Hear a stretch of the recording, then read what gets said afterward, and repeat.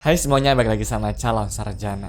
Jujur, siapa sih yang nggak tergiur melihat host live streaming yang duduknya itu santai, lalu cuap-cuap di depan kamera, tiba-tiba disawer hadiah virtual beruntun sampai bisa pensiun dini tuh. Mimpi menjadi sultan dari layar handphone memang nyata banget kan, sampai-sampai di Cina nih guys, muncul industri baru yang terdengarnya sih brilian ya, tapi aslinya sungguh-sungguh menggelikan, yaitu camp pelatihan para live streamer. Bayangin guys, ada sebuah akademi di mana kalian tuh mendaftar nih, lalu ikut ospek dan dijanjikan waktu lulus langsung menjadi bintang internet berikutnya. Kedengerannya udah kayak jalan pintas terbaik menuju kekayaan kan? Sayangnya tapi alih-alih ngajarin strategi berkonten yang benar atau psikologi konsumen yang esensial, camp ini tuh lebih mirip banget sama sekte pemujaan yang menjual ludah, kalau bisa gue bilang ya. Ya teman-teman, soalnya alih-alih kasih ilmu daging, murid-muridnya itu malah disuruh menghafal mantra motivasi dan juga berteriak sekencang mungkin nih ke layar mereka loh. Seriusan ini, ada sesi di mana mereka tuh disuruh berdoa kepada dewa algoritma agar kontennya tuh ya masuk FYP. Ya kalau dipikir-pikir ini sih kayaknya bukan kelas bisnis digital deh, tapi lebih cocok ke uji nyali urat malu tingkat tinggi gak sih? Nah, namun sebelum masuk ke penjelasan lebih dalam, mari kita pahami skalanya dulu yuk.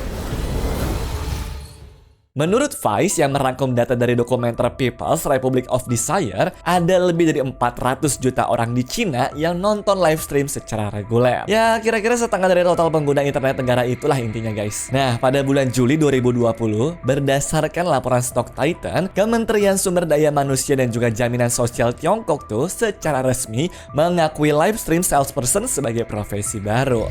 Sejak itu guys, sekolah-sekolah bimbel live streamer ini menjadi menjamur.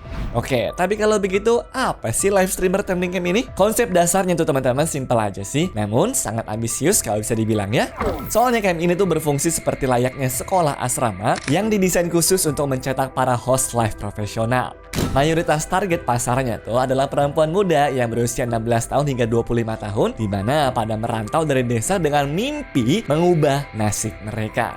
Di sana, wanita-wanita muda ini dijejelin sama kurikulum yang sangat spesifik tuh. Mulai dari teknik makeup khusus, gestur tubuh buat memikat cowok-cowok, cara ngomong yang engaging, lalu taktik merayu pembeli, hingga yang paling esensial itu adalah cara memuji penonton laki-laki. Ini semua biar mereka tuh rela keluarin uang buat donate uang gitu loh. Di atas kertas, semuanya memang terlihat sangat meyakinkan. Menurut laporan Stock Titan, ada program pelatihan raksasa besutan Entrepreneur Universe Bright Group yang bahkan nih membagikan kurikulumnya ke dalam 3 level tuh, yaitu pemula, menengah, dan lanjutan. Itu semua pun juga lengkap dengan ujian sertifikasi resmi di akhir sesinya ya. Kedengarannya memang sangat profesional dong. Namun realita di lapangannya justru berbanding terbalik. Camp ini lebih mirip seperti pabrik eksploitasi kalau bisa gue bilang sih guys. Para pesertanya tuh pada tinggal berdesakan di asrama gitu dan dipaksa berlatih 10 hingga 14 jam dalam sehari. Bayangin teman-teman, selain yang sudah gue sebutin tadi, baru-baru ini kurikulum mereka juga terbongkar tuh, di mana wanita-wanita ini juga dilatih untuk bisa menangis sungguhan di depan kamera, lalu menjaga kontak mata tanpa berkedip berlebihan, dan memalsukan senyum ceria mereka meski tubuh serta mentalnya sudah hancur karena kelelahan. Nah, setelah berhasil lulus dari neraka kecil ini, penderita mereka pun juga ternyata belum selesai. Lulusan para camp ini pun umumnya tuh wajib tanda tangan kontrak dengan MCN atau semacam agensi manajemen live streamer gitu ya. Nah, menurut temuan yang sama nih teman-teman, agensi inilah yang megang kontrol penuh atas jadwal, mematok target live stream harian, dan tentu saja menguasai pembagian pendapatan. Split komisinya juga sangat mencekik tuh guys, di mana sang kreator yang kelelahan di depan layar itu seringkali cuma bawa pulang 20-30% dari total pendapatan. Kacau banget kan? Dan kalian tahu nggak bagian paling gelapnya tuh apa? Dari ribuan lulusan program bersertifikat tadi, hanya sekitar 5% saja yang benar-benar bisa bertahan dan juga hidup layak dari profesi ini. Sisanya terpaksa pulang kampung untuk membawa tumpukan hutang biaya pelatihan, lalu terikat kontrak sepihak dan menanggung trauma psikologis yang luput dari sorotan media. Nah, fenomena ini sebenarnya adalah contoh sempurna tuh guys dari hukum ekonomi tertua di dunia, yaitu di saat terjadinya demam emas nih, jangan repot-repot menambang emasnya, tapi jualah sekopnya dengan harga yang mahal. Masalahnya, sekop yang dijual di camp ini harganya tuh nggak masuk akal, dan sistemnya pun juga mirip banget sama skema Ponzi berkedok edukasi. Ya lagian nih guys, kalian tuh diiming-imingin sama kelas trial seharga 399 yuan atau sekitar 1 juta rupiah. Nominal ini pun juga sengaja dibuat agar kalian tuh ya berpikir seperti ini. Murah nih buat investasi layar ke atas. Tapi begitu masuk ke jebakannya, jualan sebenarnya baru dimulai tuh. Jadi kalau kalian nih pengen tahu rahasia menahan metrik viewer gimana? Bayar kelas lanjutan seharga 3.000 yuan. Kemudian kalau mau dibimbing langsung oleh Suhu yang katanya tuh pernah viral, siapin 6.999 yuan untuk sesi private. Rasanya kelas ini tuh cuma kurang sistem gacha dan juga battle pass VIP aja kan? Nah, parahnya lagi nih, materi yang diajarkan pun juga terkadang berisi trik kotor manipulasi pasar. Seperti salah satunya tuh yang menukar barang dengan kualitas yang lebih rendah saat pengiriman. Dan begitu ada yang protes soal etika, gurunya hanya akan cuci tangan dan juga ngusir murid tersebut dari kelas itu. Lalu kalau emang seperti itu guys, kenapa para lulusan camp ini ujung-ujungnya tetap boncos dan akunnya sepi banget tuh seperti kuburan? Nah, fakta pahitnya tuh begini. Mereka yang benar-benar tahu cara meraup miliaran dari live commerce tuh ya jelas nggak punya waktu untuk mengajar kelas receh. Mereka terlalu sibuk live tuh dan juga menghitung omsetnya mereka, teman-teman. Pengajar di camp-camp ini tuh yang mayoritasnya cuma seleb dadakan yang kebetulan beruntung tuh disenggol sama algoritma satu kali, lalu buru-buru pasang label pakar pada diri mereka. Makanya di balik layar, realitas industri live streaming di Cina tuh ya jauh banget dari kata glamor.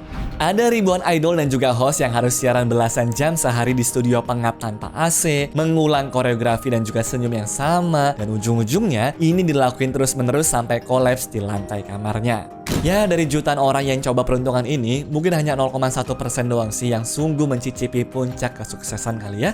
Sisanya cuma menjadi pekerja kera biru versi digital doang tuh, yang dieksploitasi oleh agensi demi koin virtual.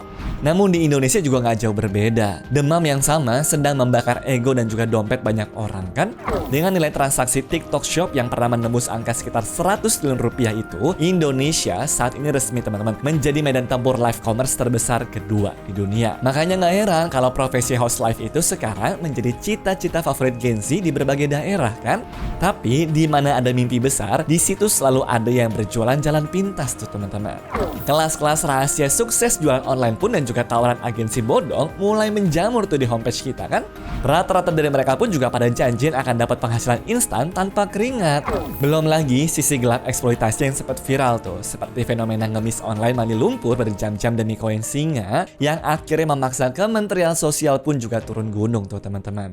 Mesinnya sama persis tuh dengan di Cina, hanya wajahnya saja yang berbeda teman-teman. Yang satunya kelelahan di depan ring light, pihak yang lain tuh menikmati hasilnya di balik meja. Pada akhirnya, alasan kenapa ribuan orang tuh tetap nekat terjun ke loophole ini sangatlah manusiawi. Mereka kepengen menjadi bagian dari 0,1% yang sukses tadi. Kalau melihat ada satu ataupun dua orang yang berhasil beli rumah mewah dari hasil live streaming, pasti sudah cukup lah tuh untuk membutakan kita dari ratusan ribu orang lainnya yang kehabisan modal, waktu, dan juga kesehatan mental. Ya, mengejar mimpi di industri digital sih tentu sah-sah saja, asalkan kaki kalian itu tetap berpijak pada realita operasionalnya ya. Nggak ada jurus rahasia instan, apalagi yang dijual tuh dalam bentuk paket seminar berbayar tingkat dewa teman-teman. Kunci utamanya itu tetaplah jam terbang, lalu konsistensi penyampaian, kemudian pemahaman retensi audiens, dan tentu saja sedikit campur tangan momentum juga ya. Nah, sekarang giliran kalian nih guys. Pernah nggak sih teman-teman tuh hampir check out kelas-kelas berkedok rahasia sukses algoritma seperti ini? Atau mungkin kalian tuh punya kenalan yang sedang berjuang keras banget sebagai host live dan tahu persis tuh seberapa berat di balik layarnya. Tulis pengalaman teman-teman di kolom komentar ya, karena di video berikutnya kita mungkin akan bongkar tuntas bagaimana algoritma media sosial itu sebenarnya meretas psikologi kita supaya betah scrolling sampai pagi ya. Sampai jumpa teman-teman di video-video selanjutnya. Bye-bye. Anyways, cukup sampai di sini ya guys video hari ini. Sampai jumpa di video selanjutnya. Dah.